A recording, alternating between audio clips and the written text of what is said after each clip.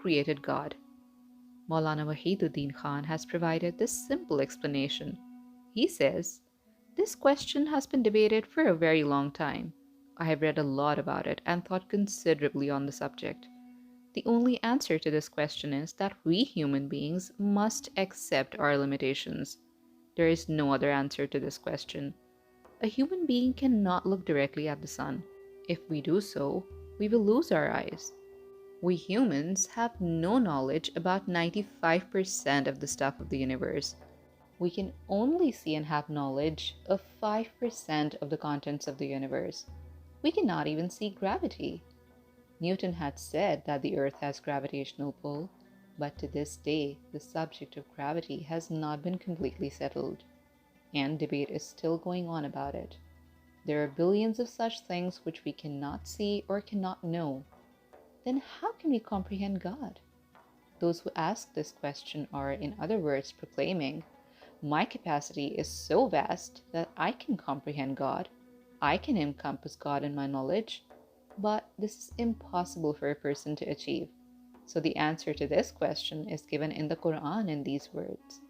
Surah Al-Isra, verse 85. And they ask you, O Muhammad, about the soul. Say, the soul is of the affair that is concern of my Lord. And you, that is mankind, have not been given of knowledge except a little. Science has, for the very first time, acknowledged that science gives us but a partial knowledge of reality. What is the meaning of science? The human capacity of observation is such that we can only know very few things. Science is the utilization of human capacity to observe and perform experiments. I believe that science has established a very important truth. There's a book titled The Limitations of Science by science writer J.W.N. Sullivan. He explains in the book that science gives us only a partial knowledge of reality. This statement is applicable to the entire scientific community. For the first time, it has been academically established that we humans can attain only partial knowledge based on our senses and the instruments we have developed. We must therefore reflect that when a creature can see and understand the creation only in a partial way, how can this creature completely comprehend the creator of all things? We cannot do so. According to me, we must accept that science gives us only a partial knowledge of reality. We have reached a stage which gives us only partial knowledge. Then how can we comprehend total knowledge? All scientific developments have made us arrive at a stage which has informed us that we can only attain partial knowledge. If we seek to possess total knowledge, then this would be an incorrect question to pursue. Comment. Maulana Sahib has given a very detailed reasoning about Allah and our incompetence and human capacity to comprehend the existence of Allah. Only a partial understanding of this universe can be achieved with our limited knowledge. No matter how advanced we become in terms of technology, we cannot remove the barriers of our limited scientific command to comprehend the essence of the Almighty, let alone to term the findings about the components of this universe as complete, even after thousands of years passing by of the creation of this universe. Be it gravitational pull, other physics laws, or the complexities of human organs and bodily functions, we can never be in a state to claim that now we have complete knowledge of any subject. Indeed, Allah the Almighty is the All-Knowing. We have limited intellect to conceive the hidden motives behind the creations of this world. And as we, the creation, are unable to finalize our research on our fellow creations, then how can we uncover the qualities and essence of our Creator, the Almighty? Notable Islamic scholar Javed Ahmad Ghamidi shares his thoughts. Question. Islam says that Allah created everything, but who created Allah and how old is He? This question is commonly asked, but people don't try to put some thought into it. This question arises when we begin to assess, analyze, overview something, and it becomes apparent that this creation is created. That is, first a question surfaces about the thing.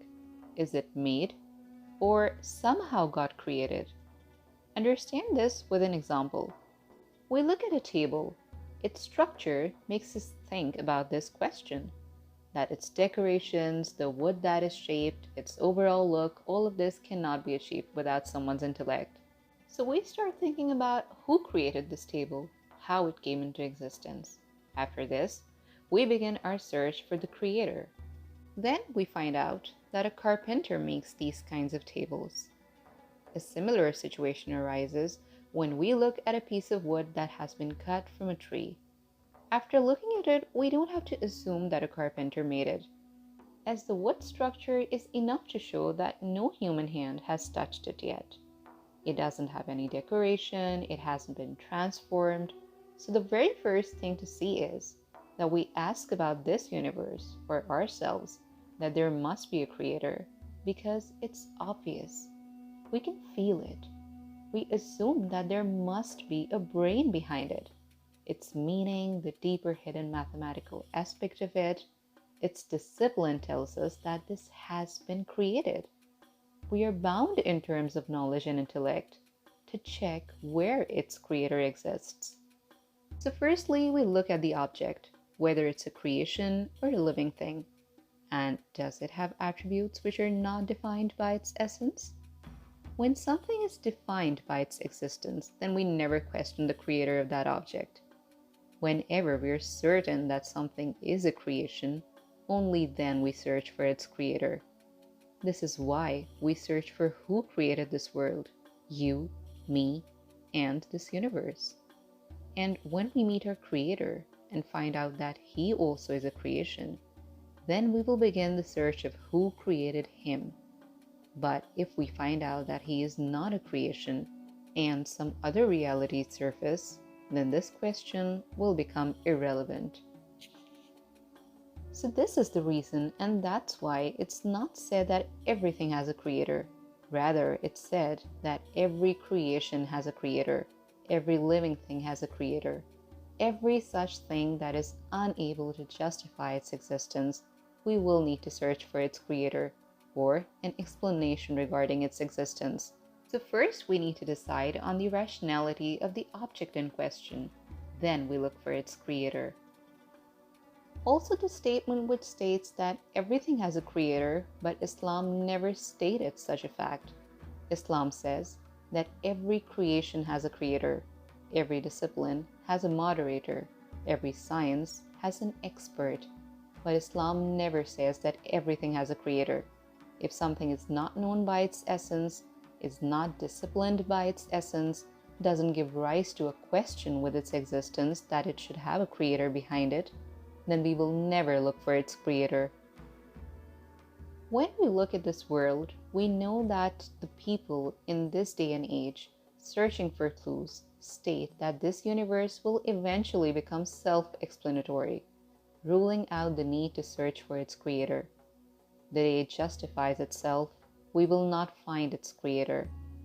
But it hasn't justified itself in these 5,000 years of scientific research by the efforts of philosophy, Sufism, religions. Our existence and this universe have an extraordinary intellect and conscience of its own, but are unable to explain its existence, pushing us towards finding its creator. That is why we try to learn about how it got created and when it will make its existence obvious. No one will search for the clues. The same goes for our creator. We're informed that he's there in his own essence. But if the situation comes out opposite, then don't worry, we will find his creator too. Comment. As we examine the earth and the creations in this universe, our intellectual understanding and mathematical reasoning convinces us to explore all the possible explanations of who created all of this and who created the creator in the first place. The entire universe is unable to explain its origin, even though so much has transpired. Countless books have been written on the possible reasonings and explanations. But still scientists are unable to publish their conclusive research on the subject. Our thirst for knowledge drives us towards assessing the objects around us, their attributes, their essence, and if it's a natural creation or a man-made creation. This quest gives us answers that solidifies our faith in the Almighty, His power, and the notion that nothing can be created without His consent. All of this is created only as a result of Him being the utmost King. We are powerless creatures, buried in assumptions, speculations, theories, and possible conclusions. Only by researching the Quranic statements about Allah, creations of this universe, human incompetence, can we reach a point to clarify some clouds of doubt about the mysteries of this universe.